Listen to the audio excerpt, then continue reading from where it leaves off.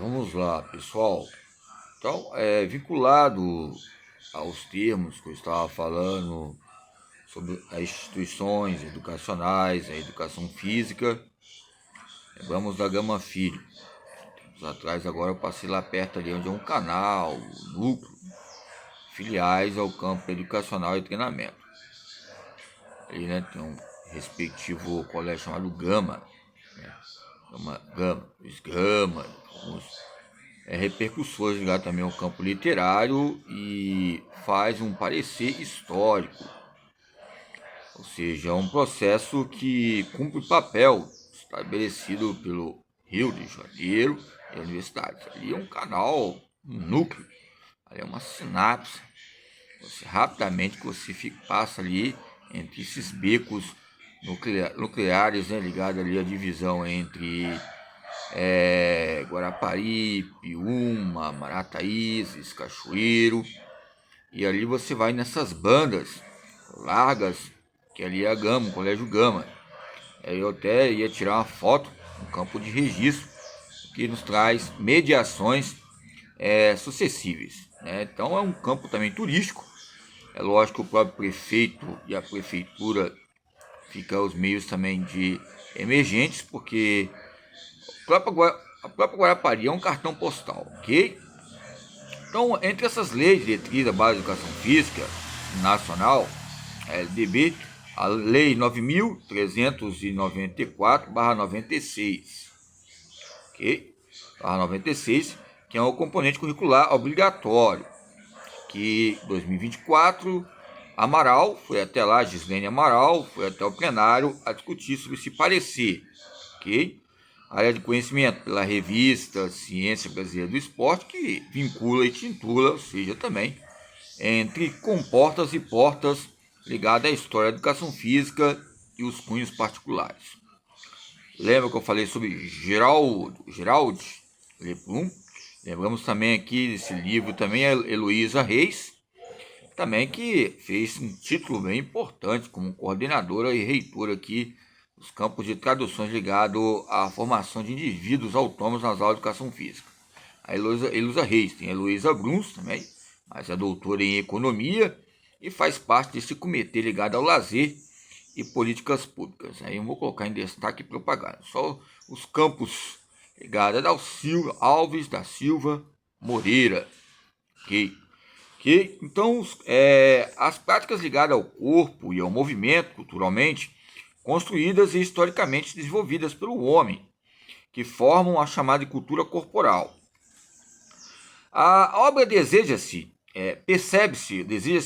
informar, com o intuito de explicar os problemas e conflitos relacionados às escolas públicas, privadas, os conflitos de gênero, que envolvem o processo educacional, que venha a discutir e que percebe-se ligado à motricidade sumária, que é uma anexão histórica, motricidade temária, que é uma anexão à história. Anexão é o que? Anexo, né? Uma conexão que vai vincular e titular o corpo e a nossa própria história, vinculado à comunidade.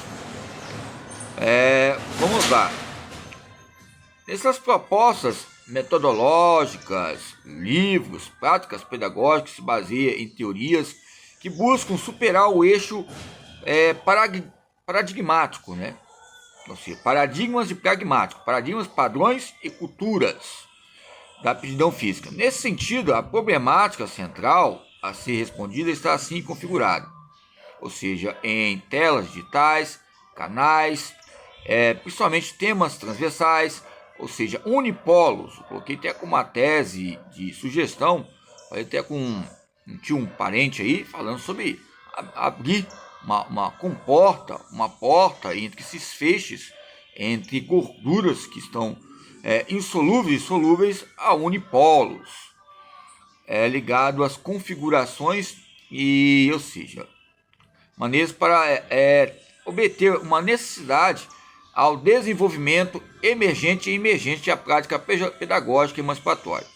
Embora a sua própria esposa tenha essas delegações ligadas a títulos e vínculos à educação física, que é um DNA ligado à história da escola pública, história da escola privada e outros departamentos e acervos, ok?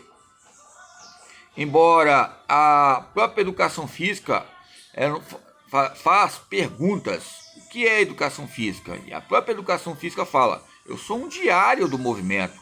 E o próprio movimento fala, cuidado, falar o que eu posso falar. Porque o próprio educação física é um diário que tem muitas lendas, traumas que possam ter acontecido. Mas a própria educação física é um diário de outras disciplinas, como geografia. Eu sempre uso o termo anamorfose, né? Como é que é? Eu vou usar o termo metamorfose, anametamorfose. São termos geopolíticos também, são biosferas que acontecem nos termos ligados à geografia. Se você olhar os livros do ensino médio ligados à geografia e outras disciplinas, coloca destaque importante, como uma bússola. Se você olhar sobre o eixo sagital, e o eixo sagital, e o eixo anterior-posterior. Então, é só você olhar uma bula. Hoje temos bulas tecnológicas que eles improvisaram e adaptaram no avanço tecnológico para as crianças e jovens entender. Ou seja, um navio, ou seja, uma navegação, uma bula. Como é que pela bússola e pela bula, que também é um campo zeloso, seguindo os campos voltarem, nos ensina como é que foi o processo do relógio, né? Os ponteiros, na época era bússola, ok? Então a educação física, chegando às conclusões, é um diário ligado às próprias outras disciplinas. Motricidade humana é uma essência e a transcendência da educação física. O que é educação física? Nessa justificativa, então, entre fatos teóricos, que sustenta essa reflexão que pode ser relacionada à necessidade de se efetivar um aspecto crítico, superador, né, e superações entre resistência e consistência, aonde é um princípio, eu já falei, é uma força, e aonde é uma força, há uma superação, e aonde é uma superação, uma carga, e essa carga pode ser pesada. Se for uma carga sólida, como eu estava discutindo sobre natureza e os direitos humanos, se for uma carga sólida, é difícil de fixar. Se ela agregou, apropriou aquilo que você é, e que a própria educação física é um diário de descobertas entre tramas e traumas ligado a vários governos, ok? Coloca bússolas ligadas à própria geografia. Você vai analisar bem a geografia como uma história. Tem alguns governos que são enigmas importantes, oceanográficos, atlânticos, por isso que eu uso o termo Atlas, que vai ser um meio de catalogação, mapeamento, que a própria educação física é um diário relacionado às superações escolar no Brasil. Essa superação escolar é um campo histórico no campo da educação física e a tendência pedagógica entre as referências e ideias. E as próprias ideias que eu vou expor sobre a teoria Vygotsky, entre o real, o potencial e o desenvolvimento proximal, ok? Que é uma teoria cotidiana ligada à escola. Que essa teoria cotidiana vai haver níveis real, que é um sentido histórico, cultural, onde eu estou inserido, no espaço onde estou inserido, potencial, aonde vai relacionar essa força relacional que eu tenho, que é um princípio, que eu vou desenvolver e se adaptar.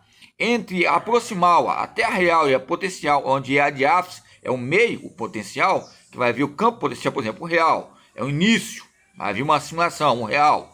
E, ou seja, o potencial é o meio de adaptação, o nível, 1 semana, 2 semanas de aprendizado, e o proximal também traz consequências em campo do aprendizado.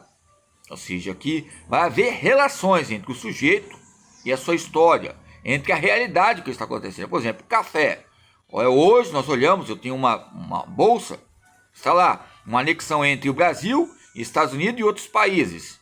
O que está ocorrendo? Negociações, vários alfaiates, vários empresários ligados ao café e outras empresas, quando falam sobre café, querida, caros amigos, quando falar café, fala de todas as empresas, somente academia e escola, ok? A pessoa conceitua só o café, não é.